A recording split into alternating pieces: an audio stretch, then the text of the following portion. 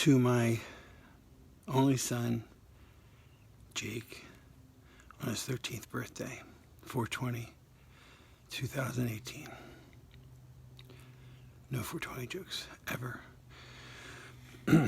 Jake, I think you know that before you were born, I spoke with Mommy, and I was so delighted about having Asha as a daughter.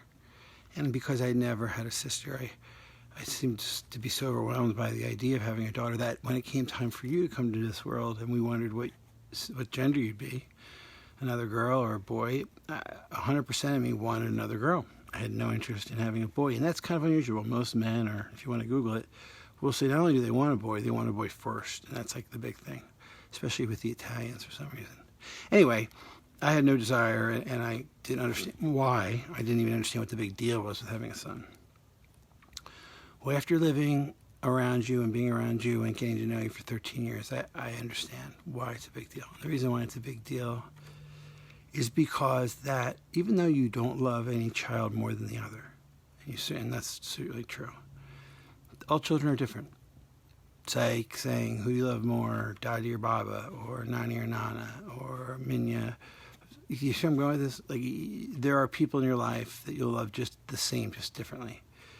And the reason that having a son is so important, I believe, is, well, for you, I believe there's an advantage to having someone that you can look up to and try to pattern yourself as a man against their behavior, which, of course, in my case, I think I fail in that regard because I've made a lot of mistakes, and I'm not sure I want you to be the kind of man I am. That being said, I'm not going to beat up myself too much because there's a lot of things that are good about myself that I do hope you learn about from me, and I hope you employ them into your living, because this world values certain things that I may not have lined up on properly in terms of success and achievement, and it devalues certain things that the world overlooks that I think are quite important.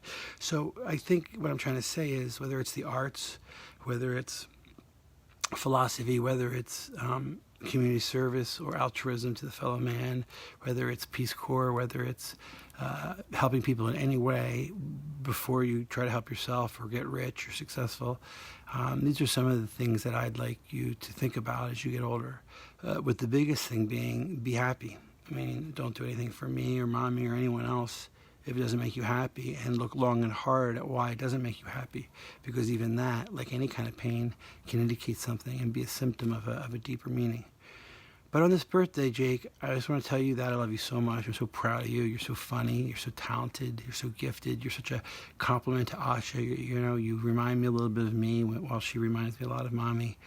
And all I can say, if I continue this technique and maybe give you a video every year on your birthday, that all I really hope for, besides your happiness completely, is that you and I spend more time together, without going into all the ugly reasons why that's not true, for example, now, and all the reasons I'm to blame.